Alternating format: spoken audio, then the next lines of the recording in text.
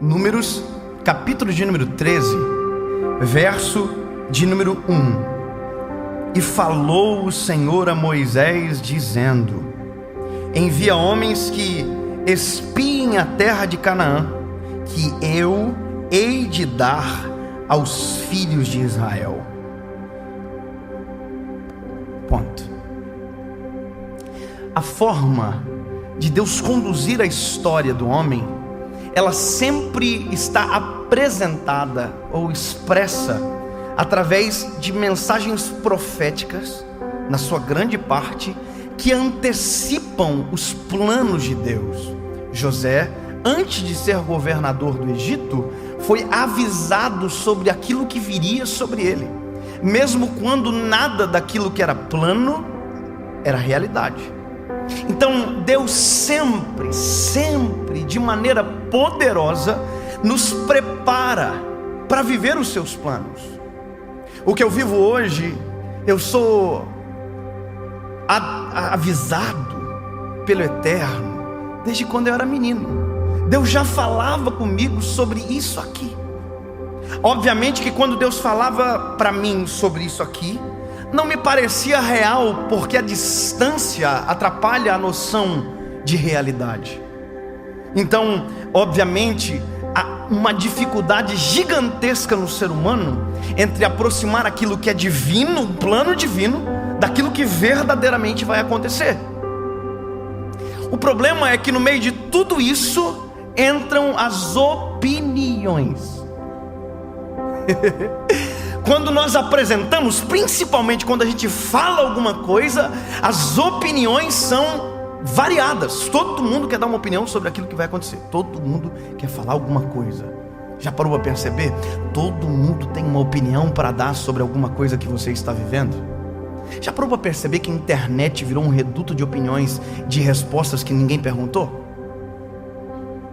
Que todo mundo quer dizer o que pensa sobre aquilo que ninguém quer saber. E veja, o problema disso é que quando a gente pega informações erradas para administrar o nosso coração, a gente esquece daquilo que é primário sobre nós, a voz de Deus. Quando a gente administra as informações que recebe de maneira errada, a gente oculta aquilo que Deus planejou para nós. A gente vira um empecilho para aquilo que era para a gente ser e viver. Veja, olha só. Deus, ele fala com Moisés: Moisés, envia 12 espias, um de cada tribo, para a terra que eu hei de dar.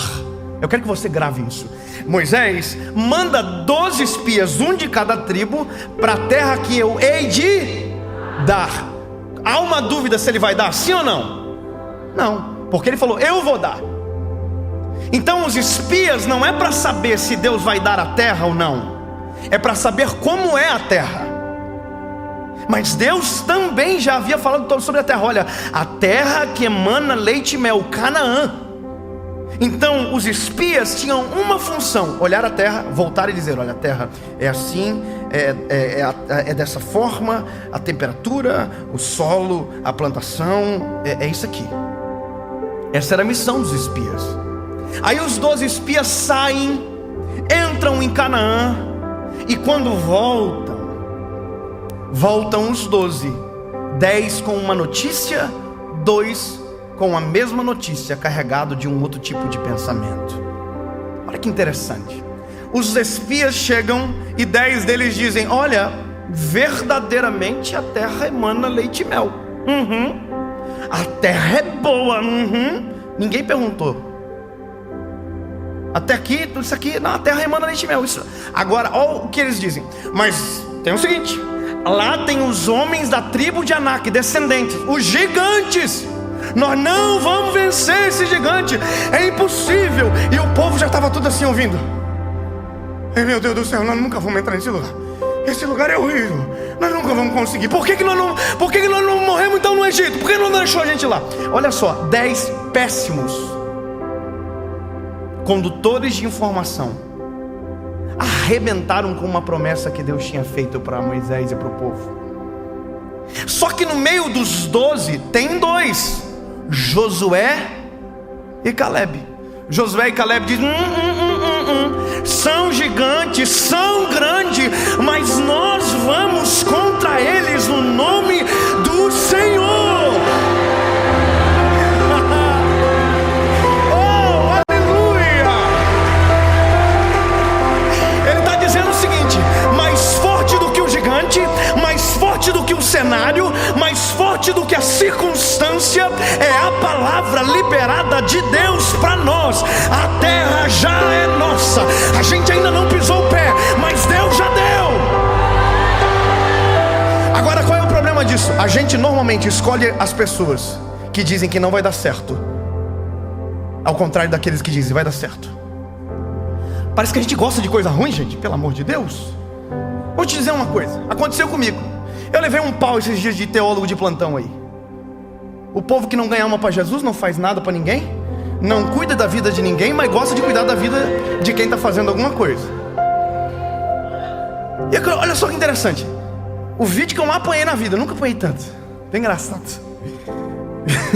Hoje é engraçado, no dia quase matou eu. Meu psicológico foi lá embaixo, porque a gente sabe a pureza do coração, a gente sabe aquilo que está vivendo, a gente sabe o desejo, a intenção, sabe, pura, a gente sabe. Eu estava com a minha família, com a minha esposa, e passei o dia inteiro sendo apanhando. Mas olha o que eu não percebi. Tinha 36 mil comentários no vídeo. 35 mil pessoas estavam dizendo: Deus falou comigo, Deus mudou a minha vida através dessa palavra. Eu acordei triste, Deus mudou o meu coração, Deus restaurou a minha vida. Eu ia suicidar, não me suicidei. Aí teve 1000 comentários dizendo: isso aí é heresia, essas coisas que ele gosta de ler, herege, queima. E eu peguei, esqueci de 35 mil e dei ordem, moral, coragem para 1000. Naquele dia eu agi da forma que Deus não me chamou para agir. Porque se estão dizendo que está errado, que não vai dar certo, eu tenho que dizer para quem olhar para quem colocou no meu coração, para quem despertou a minha vida, para quem me tirou de uma cidadezinha chamada Joinville, que ninguém conhece quase no Brasil. É linda a cidade, mas ninguém quase conhece. Trouxe para o mundo inteiro para pregar o evangelho, que não tinha ninguém que conhecia. Hoje milhões de pessoas assistem, pregando sobre Jesus. Eu esqueci de dar promessa, esqueci dos 35 mil, olhei para 1000. Sabe qual é o nosso problema? A gente está olhando para as pessoas erradas para viver aquilo que Deus projetou para nós.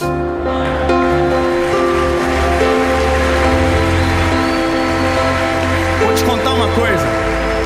Um amigo meu foi abrir um negócio uma vez, um estabelecimento, e perguntou para alguém que eu conheço muito bem.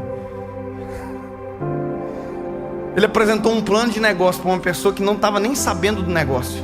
Mas quando ele terminou de apresentar o plano de negócio, a pessoa que estava ouvindo tudo aquilo que eu vi disse: isso não vai dar certo. Pensa um rapaz pessimista. Isso não vai dar certo. Não abriu, mas já não vai dar certo. Mas não vai dar certo. Pastor, com quem que eu devo andar? Eu vou te dizer quem você precisa escolher para caminhar com você. Escolha as pessoas que têm noção da realidade, mas conhecem aquilo que Deus projetou e planejou para você. Começa a andar com pessoas que sabem que é difícil, que não te ocultam a dificuldade, mas te apresentam a esperança daquilo que Deus fará. Sabe, é a capacidade de olhar para um cenário de caos, onde todo mundo vê tempestade. É a gente andar com alguém dizendo: eu vejo Jesus andando por cima das águas, vindo para socorrer você do meio dessa tempestade.